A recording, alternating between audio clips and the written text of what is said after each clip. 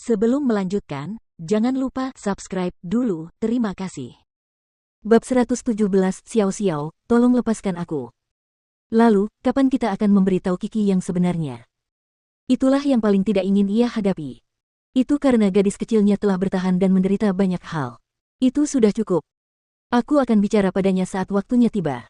Seng Xiao berkata pada Su Zipei. Aku tidak ingin menyembunyikan kebenaran darinya. Dia mengaku sudah dewasa sekarang. Dia seharusnya punya hak untuk tahu.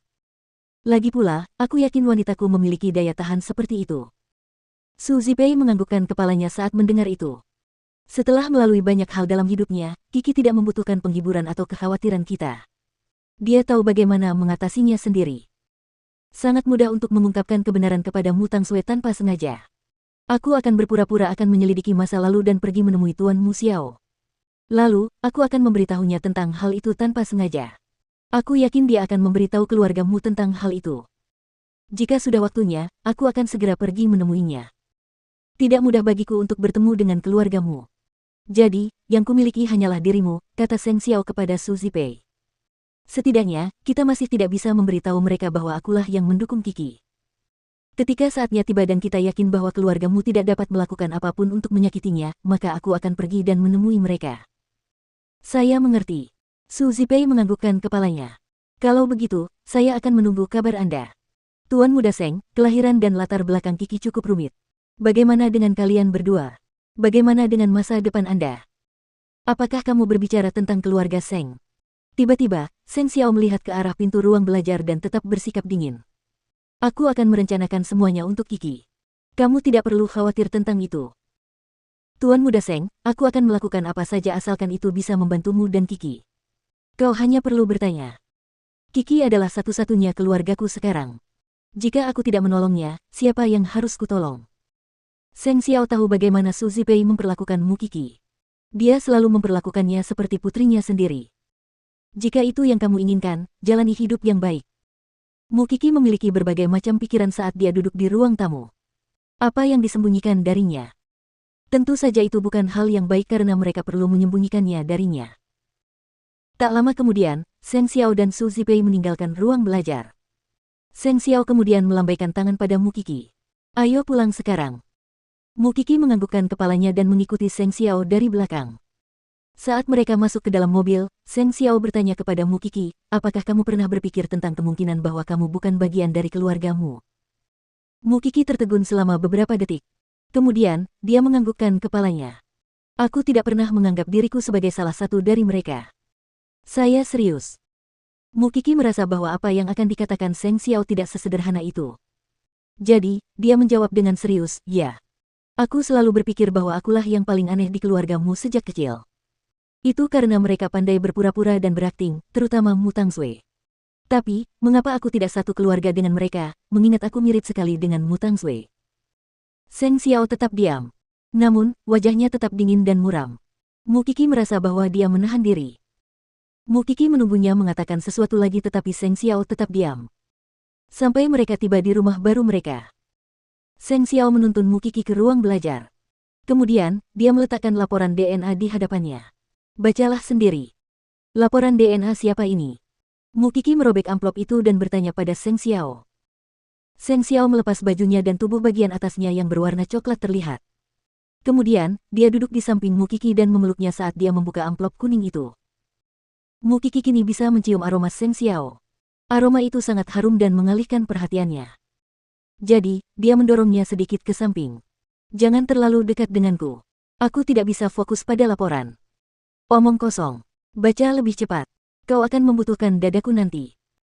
Mu Kiki tidak berdaya, tetapi dia tidak bisa berbuat apa-apa selain membiarkannya. Seng Xiao selalu menahan diri di depan Mu Kiki. Dia tidak berbicara buruk padanya atau menggodanya dengan serius. Namun, gerak-geriknya yang kecil terkadang masih menunjukkan sifatnya sebagai iblis. Mu Kiki memegang laporan itu dan bersandar di dada Seng Xiao. Dia mulai membacanya dengan serius. Namun, dia tidak tampak sesedih yang dipikirkan Seng Xiao setelah mengetahui kebenarannya. Dia hanya menghela nafas. Jadi, aku berasal dari keluarga Sen sementara Mu Tangsue berasal dari keluargamu. Seng Xiao membalikkan tubuhnya agar menghadapnya. Dia memperhatikan ekspresi wajahnya. Kenapa kamu tidak sedih? Mengapa aku harus bersedih? Mu Qi membalas Seng Xiao. Bukankah seharusnya aku senang? Bajingan itu bukan ayahku. Tahukah kau betapa beruntungnya aku? Seng Xiao memeluk Mu Qi dan membiarkan dia menyembunyikan kepalanya di dalam pelukannya. Kau seharusnya senang. Keluargamu tidak ada apa-apanya jika dibandingkan dengan keluarga Sen dalam hal pengaruh dan kekuasaannya di Jianchuan. Sekarang, kau tiba-tiba menjadi nona muda Sen setelah disingkirkan oleh keluargamu. Status dan kekuasaanmu saat ini tidak seperti yang kau miliki sebelumnya. Kau tahu kan kalau aku tidak peduli dengan hal-hal itu. Mu Qi tersenyum. Aku hanya beruntung karena aku tidak ada hubungan dengan bajingan kejam itu. Jadi, tidak apa-apa jika aku mengetahuinya sekarang. Aku merasa seperti itulah kehidupan yang kuinginkan saat berada di sini bersamamu. Aku tidak perlu kembali ke keluarga Sen. Kamu harus kembali ke keluarga Sen. Seng Xiao berkata kepada Mu Qi. Kamu memiliki keluarga sejati. Selain itu, bibimu dan aku berencana untuk menggunakannya terhadap papamu dan Mu Tangsui.